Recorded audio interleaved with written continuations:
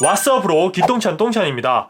소니가 얼마 전 알파 7C라는 아주 귀엽고 깜찍한 풀프레임 센서가 탑재된 카메라를 출시했었는데요. 출시 전부터 몇몇 단점들로 떠들썩했지만 알파 7C는 결과적으로 엄청 잘 팔리는 스테디셀러 바디가 되었습니다. 사실 잘 팔릴 수밖에 없죠. 소니의 자랑이라고 할 수 있는 알파 7 마크 3를 최신 트렌드에 맞춰 소형화하고 스위블 디스플레이까지 탑재해 카메라 하면 불편하다는 인식을 많이 타파하기도 했고요. 심지어 가격까지 저렴하게 출시해서 진입 장벽까지 낮춰줬으니 몇몇 단점은 큰 문제가 아니었을 겁니다. 아마 오늘 소개해드릴 GV-E10도 소니의 그런 의도가 담긴 카메라가 아닌가 생각을 해봅니다. 포지션이 비슷하죠. APS 크롭 바디 중에 가장 잘 팔리는 알파의 6400을 그대로 소형화하고 단점이라고 할 수 있던 플립형 디스플레이를 요 스위블 디스플레이로 변경해서 출시된 모델이라고 보시면 됩니다. 어떻게 보면 알파 7C보다 더 적합한 소형화가 꼭 이루어져야 되는 모델이 아닌가 생각을 해요. 사실 풀프레임 카메라는 아직까지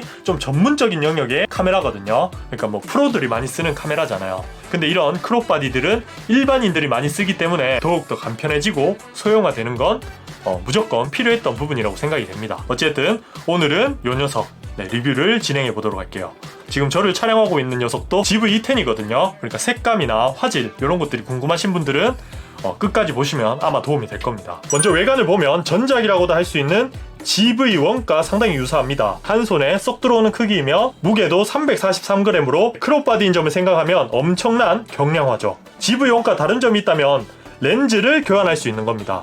이렇게 쉽게 설명하면 카메라 바디는 똑딱이, 그리고 렌즈는 우수한 소니의 E 마운트 렌즈를 모두 활용할 수 있다는 겁니다. 그러니까 돈만 있다면 풀프레임 렌즈까지도 활용할 수 있는 거죠. 물론 작아졌다고만 해서 좋은 건 아닙니다. 소형화의 단점은 바로 조작 편의성이 나빠진다는 건데요. 일단 먼저 그립부터 여느 크롭바디의 카메라보다는 좋지 않아요. 저 같은 경우는 전용 그립이 있거든요. 얘를 많이 활용을 했습니다. 또 빠르게 조작을 할 때는 불편하기도 했습니다. 상단에 커스텀 키 하나, 다이얼 2개만으로 조작되기 때문에 우리가 주로 많이 만지는 셔터 스피드, ISO, 조리개값 이렇게 3개를 모두 지정할 수 없어요. 여기 보이는 ISO를 별도로 누르고 이렇게 조절을 하셔야 됩니다. 이게 좀 불편하긴 했어요. 그리고 입력 단자는 USB-C 포트, 그리고 하단에는 사이즈를 감안하면 어쩔 수 없겠지만 조금 아쉬운 미니 사이즈의 HDMI 포트가 있습니다. 그리고 이어폰 단자, 상단에는 마이크를 연결할 수 있는 단자가 있어요. 사실 이 상단에 있는 이 마이크가 절대 나쁜 성능은 아닙니다. 동봉되어 있는 이 데드캣까지 연결하면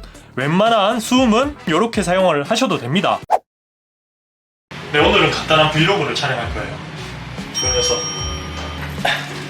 제가 스피커를 테스트하러 가는데요. 그걸 한번 촬영해 볼게요.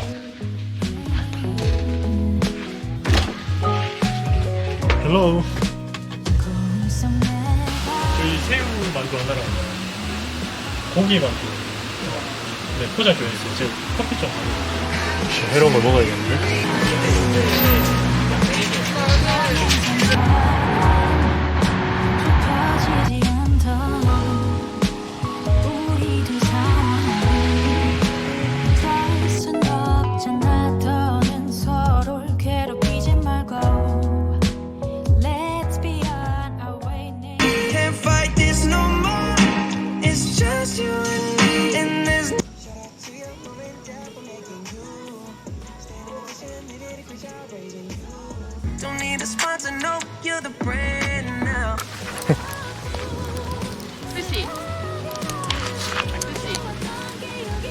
얘 몇 살이에요? 1살 2개월.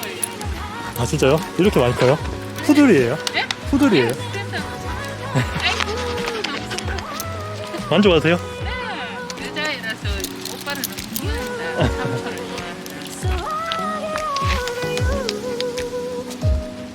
좋아한다. 잘가. 안녕. 그리고 무엇보다 마음에 드는 부분은 요 스위블 디스플레이입니다. 이렇게 소형화된 카메라는 브이로그, 간단한 리뷰, 틱톡이나 인스타 같은 SNS에 업로드할 사진이나 영상을 촬영하는 데 주로 사용이 되잖아요. 그런 부분을 생각했을 때 이 스위블 디스플레이는 필수라고 생각하시면 돼요. 조금 아쉬운 점이 있다면 아직까지도 메뉴 터치를 할 수 없다는 겁니다. 이게 사실 터치가 안 되는 디스플레이가 아님에도 불구하고 초점 같은 거 잡을 수 있거든요. 근데도 아직까지 소니는 메뉴 조작을 뒤로 가서 이 스위치로 해줘야 돼요. 혹시라도 요거 보시는 소니 관계자분 있으시면 꼭 펌업 좀 해주시기 바랍니다.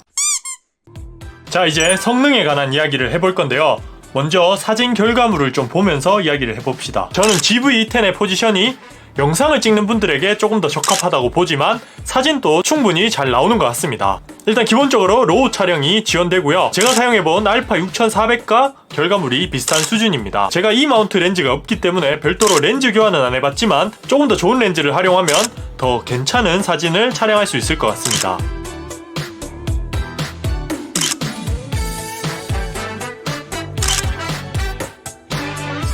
영상은 역시 4K의 소니답게 4K 화질이 매우 좋습니다. 60프레임을 지원하지 않는 건 아쉽긴 했지만 이 정도 급에서는 이해가 되는 부분이었고요. 별도로 영상 제한 시간은 없어요. 근데 4K로 촬영해보면 30프레임 기준으로 한 25분 정도 촬영하니까 발열이 뜨더라고요. 24프레임은 조금 더 오래 갈 것 같긴 합니다. 자, 발열 테스트를 해볼게요. 4K 30프레임으로 촬영을 하겠습니다.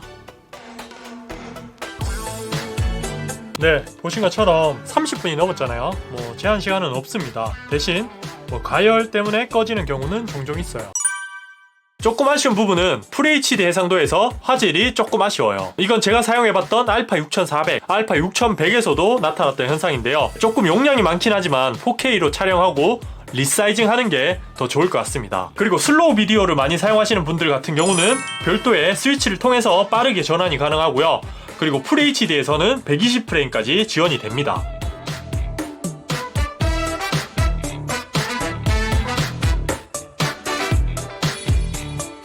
그 외에도 S-Log와 HLG 등 소니의 픽처 프로파일을 활용해 본인만의 색감을 표현할 수도 있고요.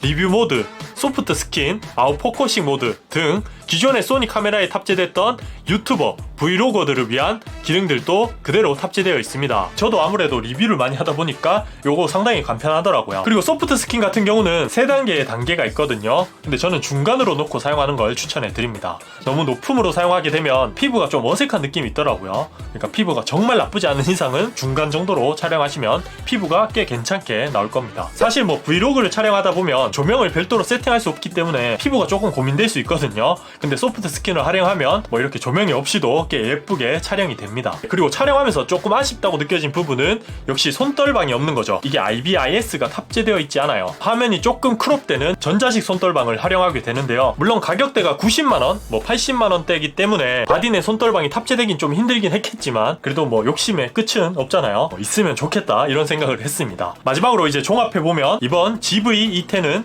우리가 어떤 카메라를 찾고 있는지 꽤 생각을 많이 한 카메라인 것 같습니다. 최근 MZ세대가 원하는 거, 그러니까 빠르게 촬영하고 빠르게 편집하고 누구나 쉽게 그냥 간편하게 사용할 수 있는 카메라가 아닌가 생각을 합니다. 저는 이제 카메라에 좀 관심을 갖는 입문자가 쓰기에는 가장 추천할 만한 그런 모델이 아닌가 생각을 해요. 뭐 제가 사용하고 있는 대포 같은 카메라들 사면 실제로 많이 안 들고 다닙니다. 이렇게 스마트폰 사용하시는 분들은 이해할 수 없는 영역이기 때문에 이렇게 작고 뭐 간편한 카메라 추천해 드리고요. 이걸로 재미를 붙이면 그 다음에 좀 대포 같은 카메라를 구매하시면 좋을 것 같네요. 그럼 오늘 영상은 여기까지고요. 다음 시간에 저는 더 밝은 모습으로 찾아뵙도록 할게요.